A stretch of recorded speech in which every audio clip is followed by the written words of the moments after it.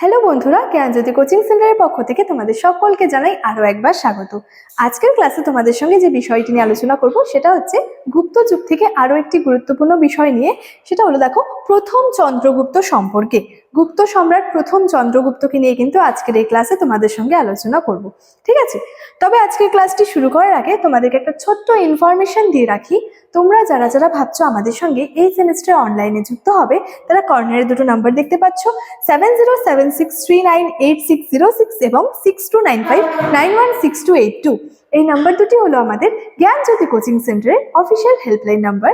তোমরা যারা যারা ভাবছো আমাদের সঙ্গে অনলাইনে যুক্ত হবে, এই নাম্বার দুটির মধ্যে কিন্তু যে কোনো একটি নাম্বারে যোগাযোগ করে আমাদের সঙ্গে যুক্ত হয়ে যেতে পারো। এছাড়াও তোমাদের এই সেমিস্টারের জন্য যেই কোর্স ফিটা রাখা হয়েছে সেটা হলো মেজরের কোর্স ফি রয়েছে 1199 এবং মাইনরের কোর্স ফি রয়েছে 699। এই ছিল পুরো ইনফরমেশনের বিষয়। এবার সরাসরি আলোচনার বিষয় শুরু করছি।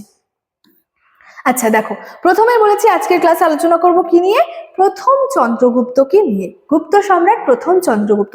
দেখো, বিভিন্ন ছোট ছোট পয়েন্টের মাধ্যমে কিন্তু আমি এই যে টপিকটা আজকের আলোচনা করব। প্রথমত আমরা দেখো, প্রথম চন্দ্রগুপ্ত কে ছিলেন? প্রথম চন্দ্রগুপ্ত ছিলেন গুপ্ত সাম্রাজ্যের প্রথম শক্তিশালী এবং সার্বভৌম শাসক। তিনি ছিলেন ঘটোৎকচ গুপ্তের পুত্র। ছোট ছোট পয়েন্টের আকারে কিন্তু এই প্রথম চন্দ্রগুপ্তকে নিয়ে তোমাদের সঙ্গে একটা ছোট্ট আলোচনা করব। তাহলে প্রথমত আমরা কি জানতে পারছি?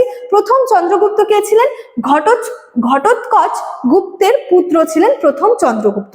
এবং প্রথম চন্দ্রগুপ্ত এই গুপ্ত সাম্রাজ্যের কিন্তু একজন প্রথম শক্তিশালী সম্রাট এবং সার্বভৌম শাসক ছিলেন, ঠিক আছে?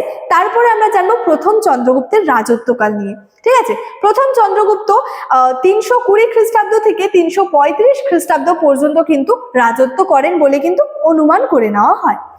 এরপরে জানবো গুপ্তাব্দ সম্পর্কে। এবার গুপ্তাব্দ এই বিষয়টা কি? দেখো, গুপ্তাব্দ বলতে বোঝানো হয় যে প্রথম চন্দ্রগুপ্ত যখন সিংহাসনে বসলেন বা যখন সিংহাসন আরোহণ করলেন, তখন যে আর কি নতুন সাল বা বর্ষ গণনা শুরু হয় সেটাকে আর কি গুপ্তাব্দ নামে কিন্তু পরিচিত। অর্থাৎ প্রথম চন্দ্রগুপ্ত যখন সিংহাসনে বসলেন তখন যেই সাল গণনাটা শুরু হয়েছিল বা যেই বছর বা বর্ষ গণনাটা শুরু হয়েছিল সেটাই কিন্তু গুপ্তাব্দ নামে কিন্তু পরিচিত ছিল।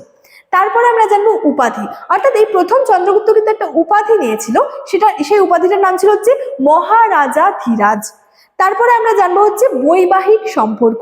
প্রথম চন্দ্রগুপ্তের বৈবাহিক সম্পর্ক নিয়ে একটা ছোট্ট একটু আলোচনা। দেখো, বলেছে প্রথম চন্দ্রগুপ্ত লিচ্ছবি কন্যা কুমার দেবীকে বিবাহ করেন। ডক্টর রায় চৌধুরী এবং ডক্টর স্মিথ বলেন এর ফলে গুপ্ত সাম্রাজ্যের রাজনৈতিক প্রতিপত্তি কিন্তু বহুগুণে বৃদ্ধি পেয়েছিল।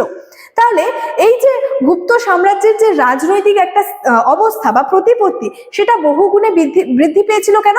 কারণ প্রথম চন্দ্রগুপ্ত কি করেছিল? লিচ্ছবি যে কন্যা ছিল কুমার দেবী, তাকে কিন্তু বিবাহ করেছিলেন। এবং এটা হচ্ছে ডক্টর রায় চৌধুরী এবং ডক্টর স্মিথের মত, যে তারা এটা মনে করেন, তারা এটা বলেন যে এই যে প্রথম চন্দ্রগুপ্ত লিচ্ছবি কন্যা কুমার দেবীকে বিবাহ করেন, এর ফলে কি হয়েছিল? গুপ্ত সাম্রাজ্যের কিন্তু একটা রাজনৈতিক প্রতিপত্তিটা কিন্তু বৃদ্ধি পেয়েছিল। এছাড়াও বিভিন্ন সূত্র থেকে কি জানা যায় যে প্রথম উত্তরসূরি ছিলেন কিন্তু সমুদ্রগুপ্ত, ঠিক আছে? বিভিন্ন উত্তরসূরি থেকে কিন্তু এটা জানা যায়। তারপরে আমরা জানবো হচ্ছে যে সাম্রাজ্য বিস্তার সম্পর্কে। প্রথম চন্দ্রগুপ্তের আমলে তার সাম্রাজ্য বিস্তার সম্পর্কে। তার সাম্রাজ্য মগধ ও বারাণসী ও দক্ষিণে মধ্যপ্রদেশ এবং দক্ষিণ পূর্ব পর্যন্ত কিন্তু যে আর কি বিস্তৃত কিন্তু ছিল। তাহলে সাম্রাজ্য বিস্তার নিয়ে কিন্তু এটা বলা হচ্ছে। তাহলে দেখো, খুবই কিন্তু ছোট ছোট বিষয়গুলো নিয়ে এই প্রথম চন্দ্রগুপ্ত নিয়ে সম্পর্কে আলোচনা করলাম। যে প্রথম চন্দ্রগুপ্ত কে ছিলেন? ঘটোৎকচ গুপ্তের পুত্র ছিলেন। তারপরে তিনিই ছিলেন আর কি গুপ্ত সাম্রাজ্যের প্রথম আর কি যে শক্তিশালী সম্রাট এবং সার্বভৌম শাসক। তার রাজত্বকাল সম্পর্কে বললাম। তিনি যে সিংহাসনে বসার পর একটা উপাধি নিয়েছিলেন, সেটা ছিল মহারাজা ধীরাজ।